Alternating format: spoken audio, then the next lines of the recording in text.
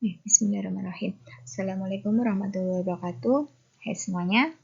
Oke, pada pertemuan kedua ini kita akan belajar masih terkait pengantar ya, pengantar matematika ekonomi dan operasi dasar matematika. Jadi di sini nanti kita masih akan mempelajari atau mereview dasar-dasar matematika ekonomi dan operasi dasar matematika itu seperti apa saja. Oke, kita next slide. Pengantar matematika ekonomi. Jadi ada beberapa hal sebagai landasan atau dasar yang kalian perlu ketahui. Jadi di sini tuh ada nanti akan ada teori ekonomi, matematika ekonomi, statistika ekonomi, dan ekonometrika. Jadi ini merupakan urutan-urutannya.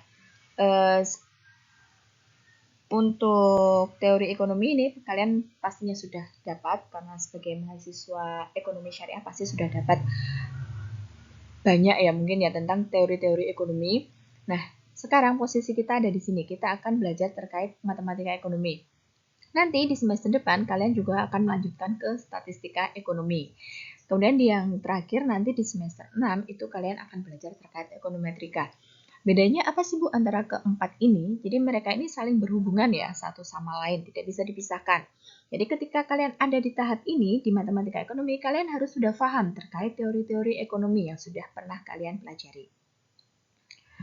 Oke, next. Teori ekonomi. Teori ekonomi itu dia menjelaskan suatu fenomena ekonomi secara kualitatif. Ya. Jadi tidak memberikan suatu ukuran angka yang numerik. Jadi dia hanya berupa kalimat-kalimat kualitatif biasanya. Contohnya seperti ini. Jika harga suatu produk naik, maka jumlah barang yang diminta akan berkurang. Ini merupakan sebuah teori ekonomi. Nah, teori ekonomi ini nanti akan dia bentuknya angka atau numerik secara kualitatif.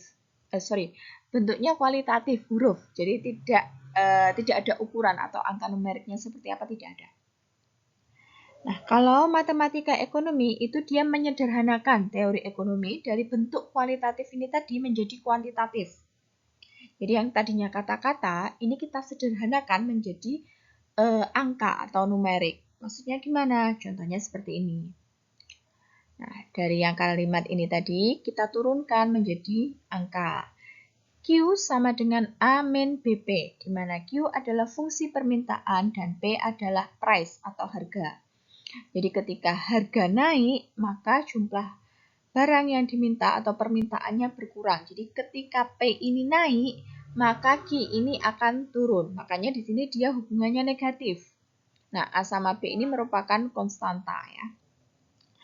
Jadi ini di sini hubungannya negatif karena dia berbanding terbalik. Ketika permintaannya itu naik, ketika price harganya naik, maka permintaannya akan turun. Gitu. Jadi P berpengaruh terhadap Q ya, bukan Q terhadap P. Gitu. Itu yang disebut matematika ekonomi. Jadi nanti kita akan lebih banyak belajar fungsi-fungsi seperti ini. Nah, dengan berdasarkan dari teori ekonomi yang sudah dipelajari. Nah, lalu statistika ekonomi itu apa? Statistika ekonomi itu ialah suatu ilmu yang mempelajari bagaimana pengumpulan, pengolahan, analisis, hingga pengambilan kesimpulan dari data-data ekonomi.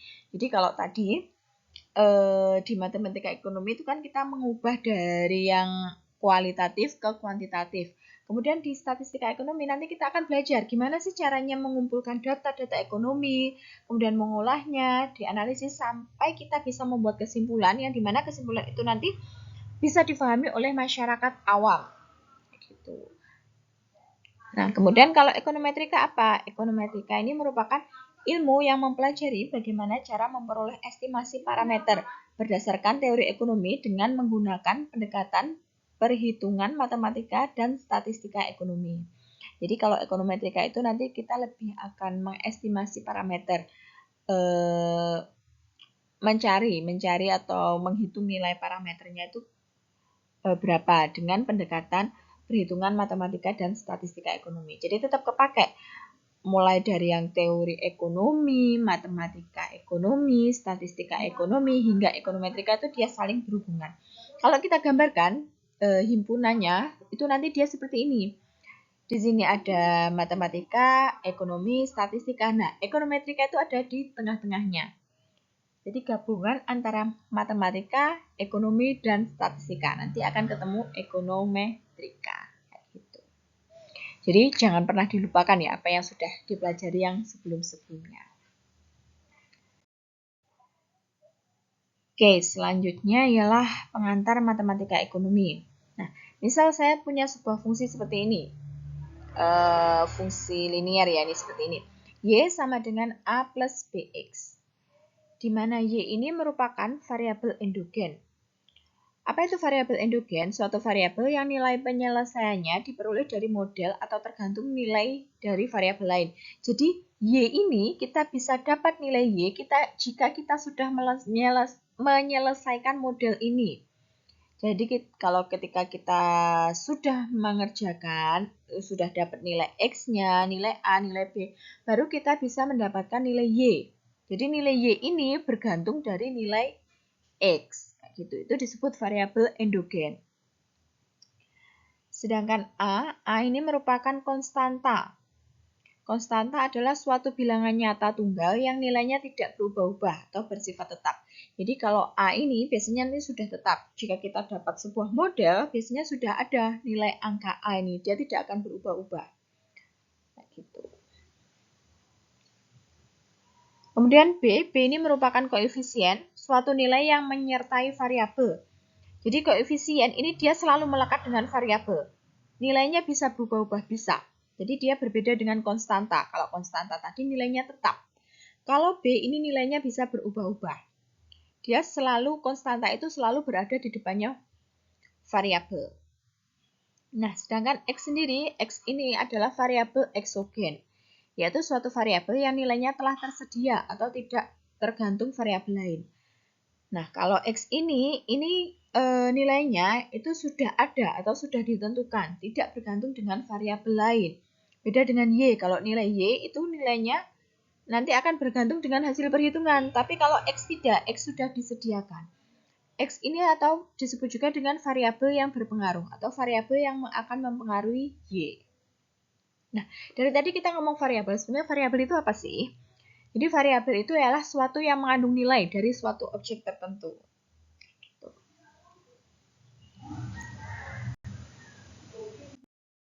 Oke, selanjutnya kita beranjak ke himpunan. Apa itu himpunan? Nah, himpunan adalah kumpulan objek yang memiliki sifat tertentu dan dapat dianggap sebagai satu kesatuan. Nah, maksudnya gimana tuh?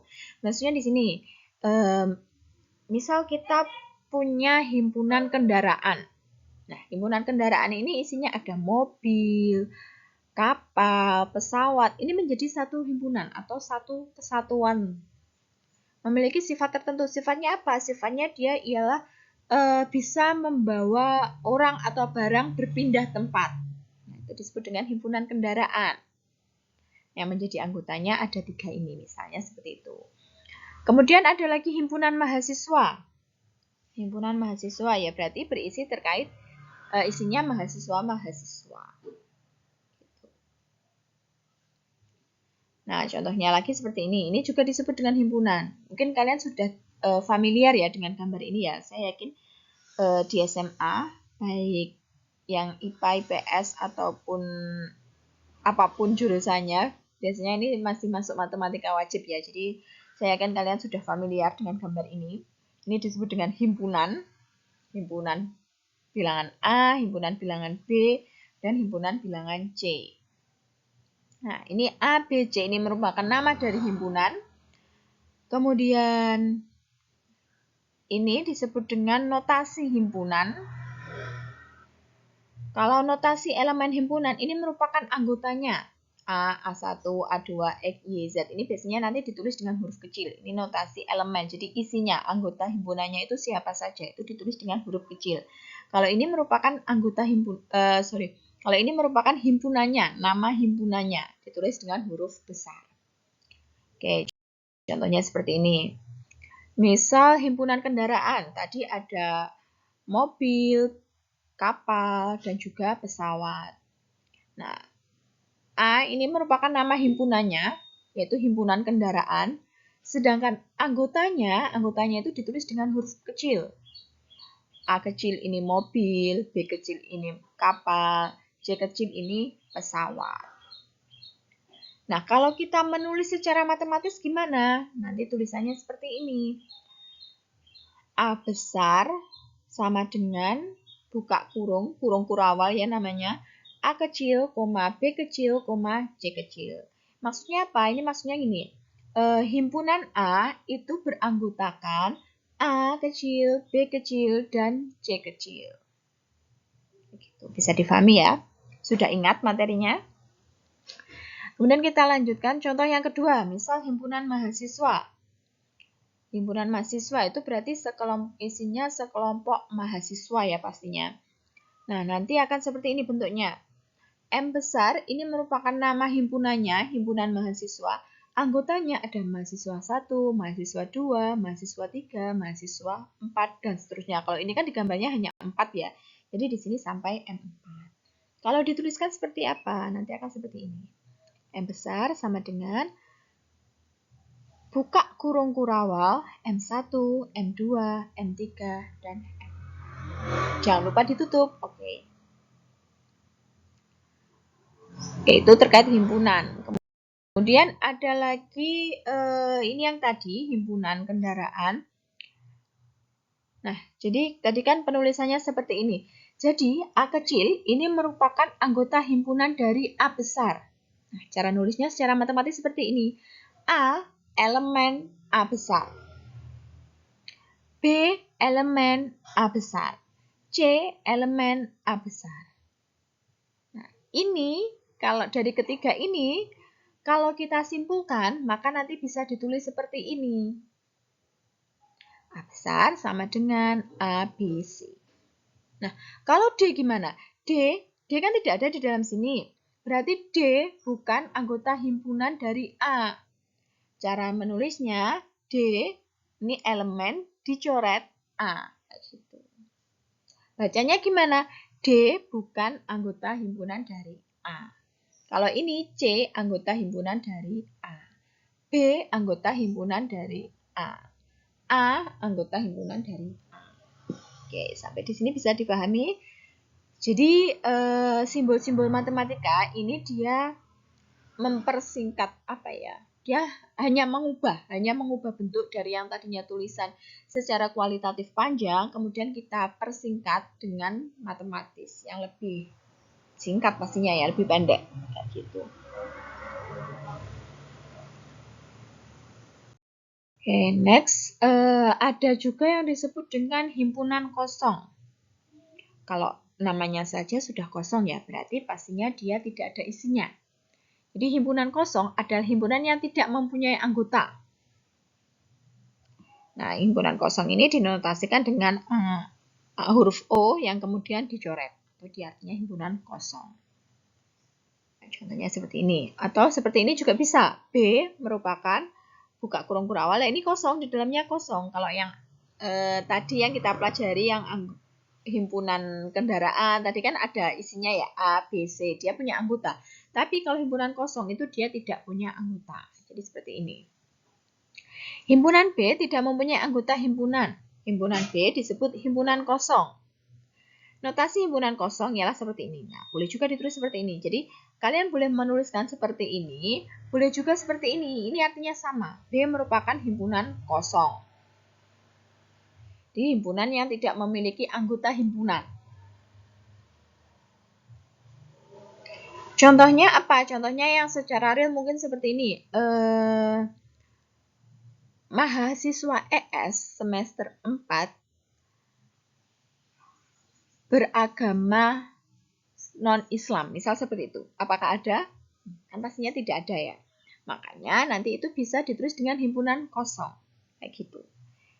Jadi yang memang dia tidak punya anggota dalam satu himpunan itu. Nah, jadi dalam satu himpunan kelas kalian kan tidak ada yang beragama non-Islam. Makanya bisa kita tuliskan dengan himpunan kosong. Itu contoh realnya. Oke, next ada lagi yang disebut dengan himpunan subset. Himpunan B disebut sebagai himpunan bagian dari A atau subset. Jadi subset itu merupakan himpunan bagian. Penulisannya seperti ini. B subset A. Ini bacanya subset. Nah, contohnya seperti ini. Himpunan B ini merupakan himpunan bagian dari A. Jadi yang anggota besarnya itu A, kemudian di dalamnya itu ada himpunan lagi B. Itu disebut dengan himpunan subset atau himpunan bagian.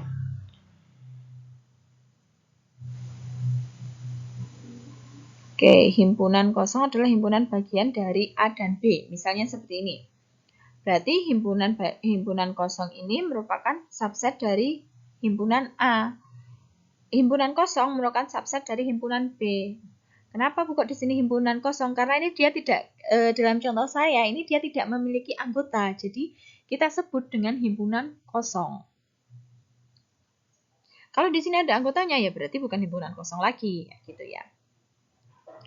Himpunan kosong subset dari himpunan B, subset dari himpunan A. Nah, ini jadi maksudnya di sini kayak gini. Himpunan kosong merupakan subset dari A. Nah, A ini kan kosong. Makanya di sini himpunan kosong merupakan himpunan bagian dari A.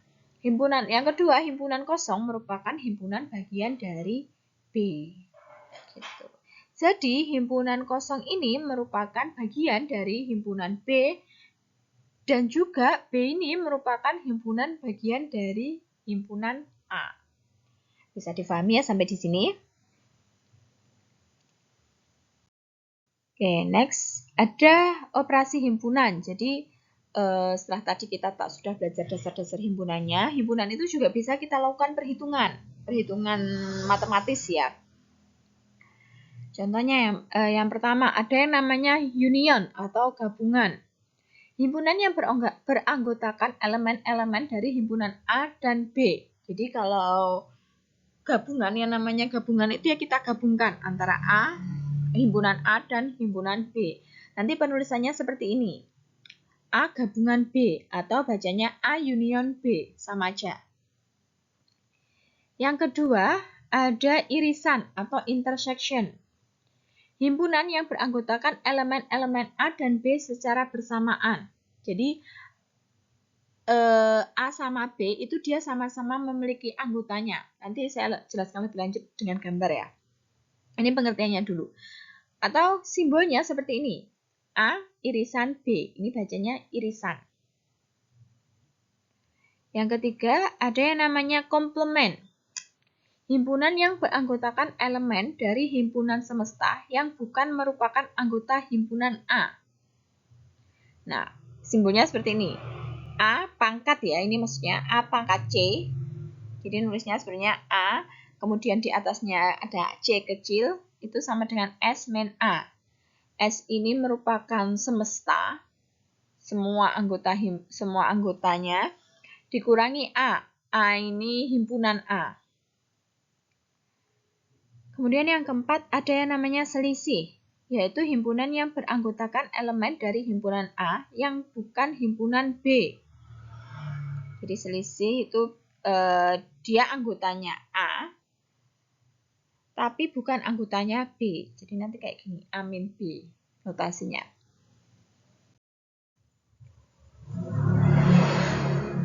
Misal semesta. Semestanya itu ada 1, 2, 3, 4, 5, 6. Kemudian himpunan bagian A ini ada 1, 2, 3. Himpunan bagian B 3, 4, 5. Nah, contohnya seperti ini nih. Di sini kita tuliskan U sama S itu sama ya, semesta. Atau union. Semesta. Jadi ini sama saja. Nah, kalau dia bentuknya seperti ini. A union B. Jadi A union B itu A gabungan dengan B. Anggotanya berarti semuanya. Jadi kalau misal A-nya itu 1, 2, 3, B 3, 4, 5, A union B sama dengan 1, 2, 3, 4, 5. Kayak gitu. Jadi semuanya menjadi anggota dari A union B. Nah, kalau yang kedua ini, dia irisan. Irisan itu bagian yang diarsir. Jadi irisan itu dia anggota bagian dari A dan juga anggota bagian dari B. Nah, misal contohnya seperti ini. A-nya 1, 2, 3, B-nya 3, 4, 5, maka irisannya A irisan B itu ialah 3 yang menjadi anggota keduanya. Anggota himpunan A dan juga anggota himpunan B, 3. Kalau yang ini juga irisan, A irisan B. Karena gambarnya tidak menjadi satu, dia terpisah, berarti kan tidak ada yang anggota himpunan A juga menjadi anggota himpunan B, kan tidak ada. Berarti A irisan B sama dengan himpunan kosong. Karena tidak ada anggotanya di sini. Beda dengan ini tadi. Kalau di sini ada yang diarsir, ada yang ketemu. Nah, kalau ini himpunan kosong. Selanjutnya, gambar yang ingin menunjukkan selisih. A min B, bagian yang diarsir. Jadi A min B itu dia himpunan bagian A. Jadi yang masuk irisan ini karena dia juga punyanya B, dia tidak dihitung. Jadi selisih itu dia hanya himpunan bagian A, tetapi anggota himpunan bagian A yang juga merupakan himpunan bagian B tidak kita hitung. Kemudian, nah ini seperti ini ya. Kemudian ada juga komplement. A komplement, nah, nulisnya seperti ini. A pangkat C. Itu berarti dia 3, 4, 5, 6. A komplement itu berarti lawannya. A komplement itu kalau kita ngomongin A-nya kan himpunan bagian A itu isinya 1, 2, 3. Kalau A komplement berarti semua anggota semesta dikurangi anggota himpunan A. Nah ini. Dikurangi anggota himpunan A. Seluruh anggota semesta dikurangi anggota himpunan A. Isinya berarti anggota himpunan B. 3, 4, 5, 6. Kok ada 6-nya? Iya, karena di semesta kita punya angka 6. Jadi kalau komplement itu semuanya yang di luar A. Itu yang disebut dengan komplement. Sorry, ini harusnya 3-nya nggak ikut ya, ada sedikit kesalahan penulisan. Jadi A komplement ini, karena 3 ini juga anggotanya si A, jadi 3 nggak ikut. A komplementnya harusnya 3, 4, 5. Maaf, ada sedikit kesalahan. Oke, selanjutnya selisih. Kalau selisih kan ini tadi yang saya jelaskan tadi. 1 sama 2. Karena 3-nya tidak ikut, karena 3 juga anggota bagian B.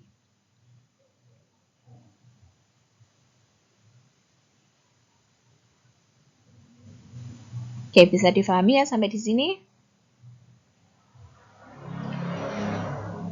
Selanjutnya kita next. Nah, sistem bilangan.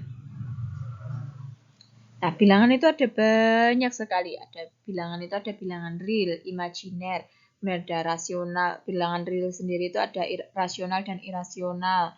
Kemudian ada bilangan rasional sendiri, ada bilangan bulat dan pecahan. Bilangan bulat itu ada bilangan asli, cacah, dan bilangan prima. Bilangan-bilangan ini juga saya yakin kalian sudah cukup familiar, sudah pernah dapat waktu dulu sekolah. Di sini jadi kita review lagi. Bilangan real atau bilangan nyata itu apa sih? Jadi bilangan yang nilainya dapat dinyatakan dalam sifat positif, negatif, atau tidak kedua-duanya. Jadi ada positif, negatif, tidak kedua-duanya itu berarti apa? Nah, berarti yang ada di tengah ini. Ini contohnya bilangan real atau bilangan nyata.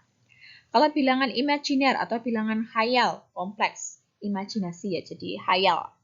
Bilangan yang tidak dapat dijelaskan bernilai positif, negatif, atau tidak keduanya. Jadi kayak akar min 4. Ini kan imajiner ya, nggak bisa ya. Kayak gitu. Ini kan nggak jelas angkanya berapa itu, maka disebut bilangan imajiner.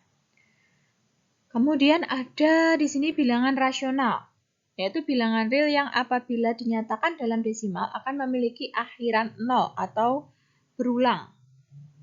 Ya, misalnya ini. bilangan rasional.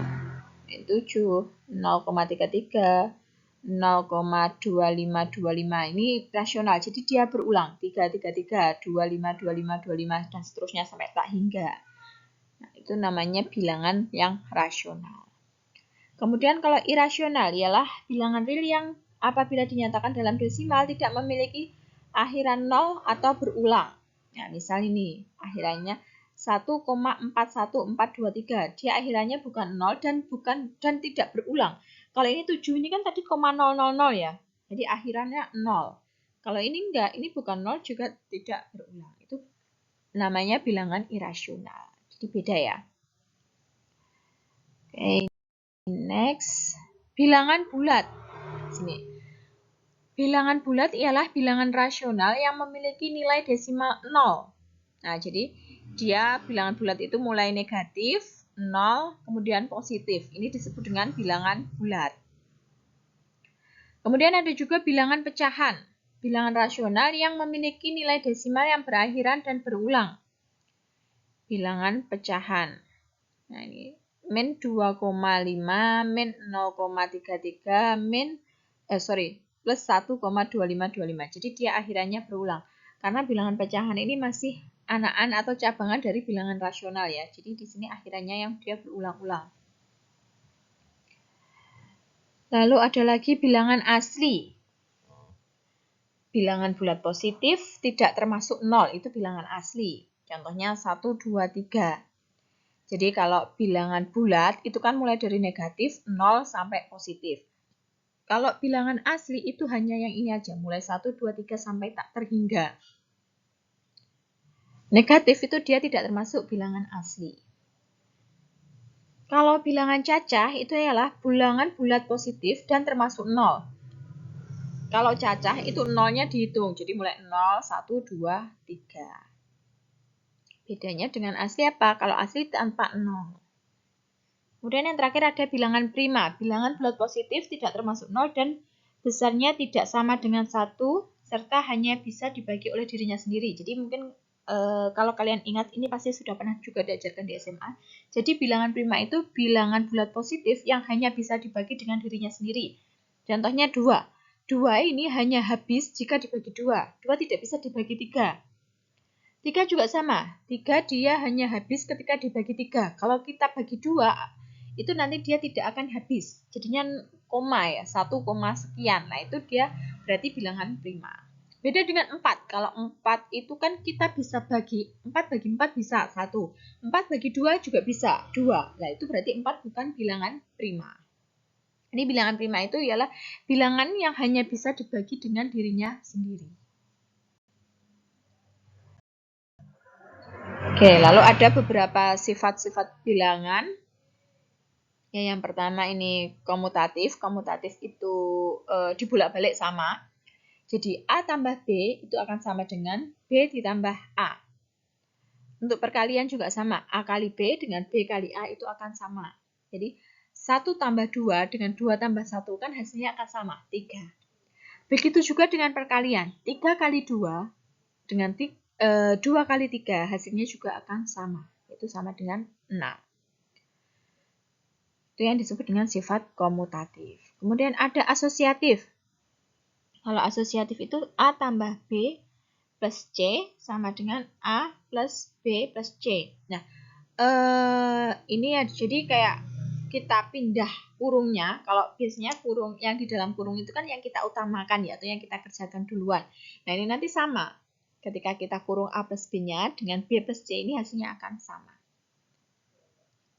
Nanti kalian coba buktikan ya. Jadi untuk jika kalian sudah mempelajari ini, nanti kalian buktikan dengan contoh angka.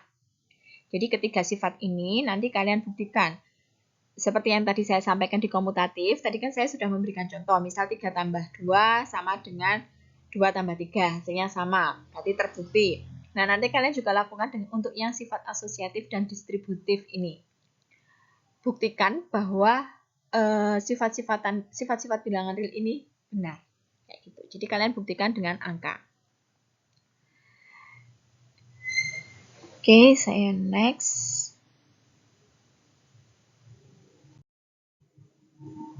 Kemudian masih dalam sifat-sifat sistem bilangan real. Nah, ini yang A per B sama dengan A dikali 1 per B. Dengan syarat B tidak sama dengan 0. Jadi B-nya suatu bilangan bukan 0. Itu nanti akan memenuhi sifat ini. Kemudian yang kedua, A per B plus C per D itu akan sama dengan A kali D ditambah C kali B per B kali D. Nah, sifat-sifat ini nanti yang di slide ini nanti juga kalian buktikan dengan angka.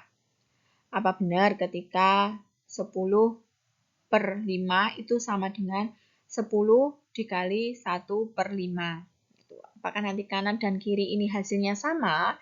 Itu nanti kalian buktikan. Ini juga ya, nanti ketika kita kerjakan dengan ini, apakah hasilnya sama dengan hasil yang di sebelah ruas kanan? Itu coba kalian buktikan ya. Untuk ini juga sama. Oh, ini sudah ada penurunannya ya. Jadi ini kalau secara matematis kan memang di sini hasilnya sama. Tapi nanti coba kalian buktikan dengan angka. Ini juga di sini sebenarnya secara matematis sudah dikerjakan penurunannya. Ini sudah min dikali min A. Ini kan berarti min kali min jadinya dia positif. Negatif kali negatif jadi positif. Maka di sini A sama dengan A. Kalau secara penurunan matematis di sini memang sudah terbukti. Tapi coba nanti kalian buktikan secara angka. Apakah benar dia terbukti seperti itu? Juga yang ini juga ya. Nanti coba kalian kerjakan. Oke, selanjutnya ada hukum kanselasi dan sifat pembagian 0. Hukum kanselasi itu jika A kali C sama dengan B kali C, dan C tidak sama dengan 0, maka A sama dengan B. Nah, ini juga kalian buktikan. Kalau ini tidak perlu ya, sifat pembagi 0 kan ini sudah jelas. Jika A dikalikan B sama dengan 0, maka A sama dengan 0 atau B sama dengan 0. Jadi, kalau kita punya hasil 0, itu pasti salah satu pengalinya itu sama dengan 0. Entah yang A atau entah yang B. Pasti selalu. Nggak mungkin kalau di sini sama-sama angka bukan 0, kalau dikalikan pasti di sini akan nanti ketemu bilangan. Bilangan bukan 0. Kayak gitu.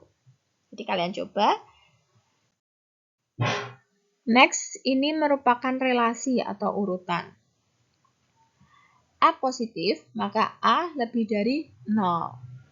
Jadi relasi di sini himpunan semestanya itu ada 0, positif, negatif. A negatif, maka A kurang dari 0. Ini penulisan ya. Jadi kalau bilangan itu anggotanya positif, maka nanti ditulisnya A lebih dari 0. Kalau dia negatif, maka bisa ditulis secara matematisnya A kurang dari 0.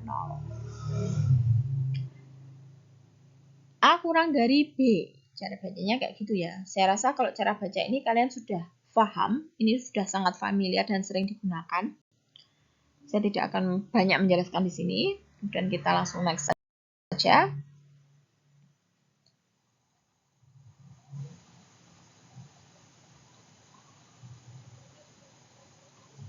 Nah, ini beberapa sifat-sifat relasi urutan.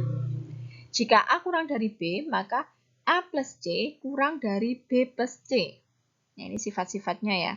Jika A kurang dari sama dengan B dan B kurang dari sama dengan C, maka A kurang dari sama dengan C. Nah, ini juga bisa kalian buktikan dengan angka nanti ya. Jadi tugasnya kalian buktikan jika A kurang dari B, apa benar A plus C itu kurang dari B plus C juga. Nanti jika ada pertanyaan bisa kita diskusikan di WA Group. Oke, next ada yang namanya garis bilangan. Garis bilangan. Jadi kalau garis bilangan ini dia ke kiri ini semakin ke kiri nilainya semakin kecil, semakin ke kanan nilainya semakin besar. Terus di tengah ini ada titik asal atau origin, titik 0. Titik netral di tengah. Oke, next. Kalau ada juga interval. Ini contoh-contohnya. Jadi kalau interval ini kan min 2 sampai 1. Interval min 2 sampai 1 itu kan berarti anggotanya ada min 2, min 1, 0 hingga 1. Nah, bisa kita tuliskan persamaan matematisnya nanti seperti ini. X apa ini ya, garis. X itu anggotanya dia min 2 kurang dari sama dengan X kurang dari sama dengan 1. Karena ada sama dengannya, berarti X ini bisa. X ini berarti dia mulai min 2 sampai dengan 1. Kayak gitu. Oh, maaf ini yang bawah belum keganti ya. Ini harusnya dia min 1 ya. Min 1 kurang dari sama dengan 1. Oh, betul-betul. Jadi dia di sini, oh ini karena ada perbedaan, maaf. Jadi ini ada perbedaan tanda kurung ya. Kalau ketika kita pakai kurung siku, kalau kurung siku itu berarti angkanya ikut. Jadi min 2-nya ikut. Tapi kalau kita pakai kurung yang biasa ini, kurung yang lengkung, maka min 2-nya tidak ikut. Jadi ketika di sini dia juga tidak ada sama dengannya. Jadi beda ya. Kalau di matematika itu beda kurung, beda arti. Di sini kalau di sini ini harus pakai kurungnya kurung kurawal, nggak boleh pakai kurung yang seperti ini. Karena dia menunjukkan anggota himpunan. Sama ini juga menunjukkan anggota himpunan. Nah, kalau seperti ini berarti kan min 2-nya juga ikut di sini. Di sini ada sama dengannya, tapi yang belakang ini dia kurungnya kurung lengkung. Dia tidak ikut, satunya tidak ikut. Di sini tidak ada sama dengannya. Kayak gitu ya. Jadi bisa difahami. Jadi sekilas ini kan hampir sama penulisannya, tapi ketika di sini dan di sini itu dia sudah berbeda bentuk atau berbeda rupa. Kalian perlu perhatikan ini. Kemudian kalau ini tak terhingga sampai tak terhingga. Jadi kita bisa tuliskannya seperti ini. Min 2, tak terhingga bacanya. Maka karena di sini kurung kurawal, jadi min 2-nya ikut. Min 2, min 1, min 2, min 1, 0, 1, 2, 3, 4, dan seterusnya sampai tak terhingga. Jadi karena namanya juga tak terhingga, di sini sampai tak terhingga. Berarti X itu dia lebih dari sama dengan min 2. Min 2 ke kanan, sehingga kita sebut dia tak terhingga. Sampai kita nggak tahu sampai berapa. Nah, ini sama, tetapi kalau ini kurungnya seperti ini, jadi min 2-nya nggak ikut, mulai min 1 sampai tak terhingga. Nah, kalau ini tak terhingganya di depan, jadi penulisannya seperti ini. Oke, next.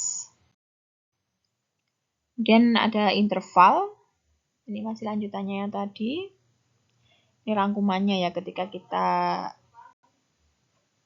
kita gunakan simbol matematika. Jadi kita menggunakan huruf, nanti seperti ini. Rangkuman dari yang slide sebelumnya. Oke, selanjutnya ialah terkait pecahan, desimal, dan persentase. Ini juga saya yakin kalian sudah sangat familiar.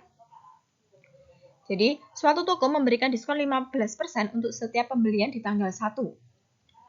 15%. Berarti sudah pasti ini dia bentuknya persentase. Jadi ini ada simbol persen di sini. Nah, nanti penulisannya ini persentase. Kalau persentase ini kita buat pecahan, maka akan menjadi 15/100. Kalau kita buat ke desimal, berarti ya 0,15. Jadi apa sih persentase itu? Persentase adalah suatu bilangan atau angka yang menunjukkan sebagai bagian dari 100. Ya, berarti kayak 15%, berarti kan ini 15 dari 100. Maksudnya seperti itu.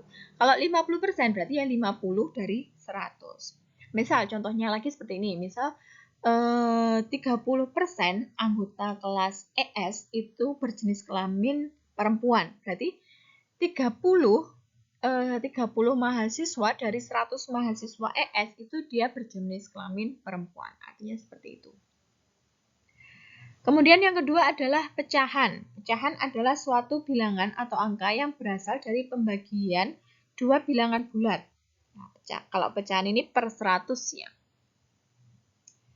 15/100.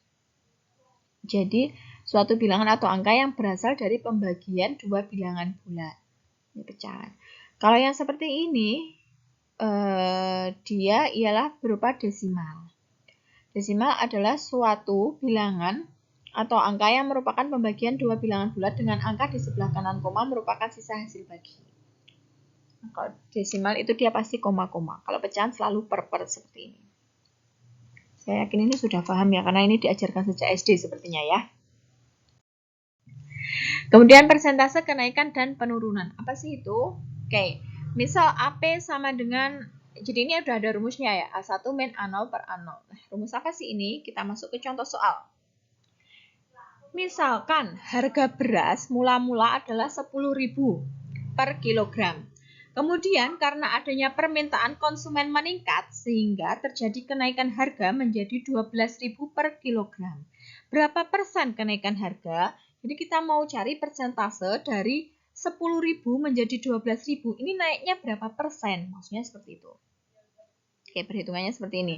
A0 ini merupakan harga awal. Harga awalnya 10.000. A1 harga setelah naik yaitu 12.000. Kemudian kita tinggal masukkan ke rumus ini. AP sama dengan A1 min A0 per A0. Kita tinggal substitusi angkanya. Jadi 12.000 dikurangi 10.000 per 10.000 dikali 100%. Kenapa kok dikali 100%? Karena di sini pertanyaannya berapa persen kenaikan harga beras. Makanya di sini kita kalikan 100%. Jadi ketemu 20%. Nah, jadi nanti kalau sudah selesai perhitungan gini, kalau kalian mengerjakan soal, bawahnya kasih kesimpulannya. Jadi, kenaikan harga beras sebesar 20%. Gitu ya. Oke, next terkait pangkat, yaitu suatu indeks yang menunjukkan banyaknya perkalian bilangan yang sama secara berurutan. Ini aturan-aturan pangkat, ada 12 aturan, 1 sampai 12.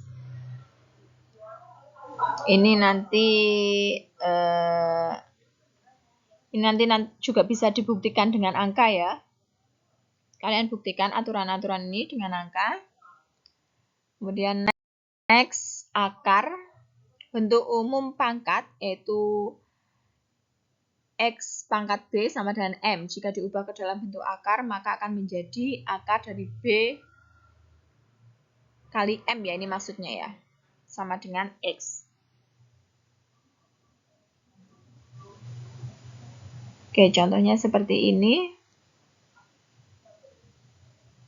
Sorry, bukan contoh, aturan akarnya seperti ini. Jadi kalian bisa, ini juga kalian bisa buktikan dengan angka. Nanti kalian masukkan, misal X ini angkanya 2, mungkin 2, A ini 2, B-nya 3 atau gimana nanti. Sama nggak dengan ini? Kalian buktikan dengan angka ya. Ini logaritma yang terakhir. Kalau pangkat tadi X pangkat B sama dengan M, untuk akar itu akar M pangkat B sama dengan X. Nah, yang betul tadi penulisannya ini ya, yang di slide sebelumnya tadi kan ada penulisan yang agak membingungkan, ada dan tadi itu, mohon maaf ternyata di Excel itu kadang nggak bisa membaca. Dia ada sedikit kesalahan penulisan, harusnya seperti ini. Kemudian logaritma itu nanti posisinya di sini. X-nya jadi di sini, M di sini, B-nya jadi di sini. Jadi mereka saling berhubungan ya antara pangkat, akar, dan logaritma.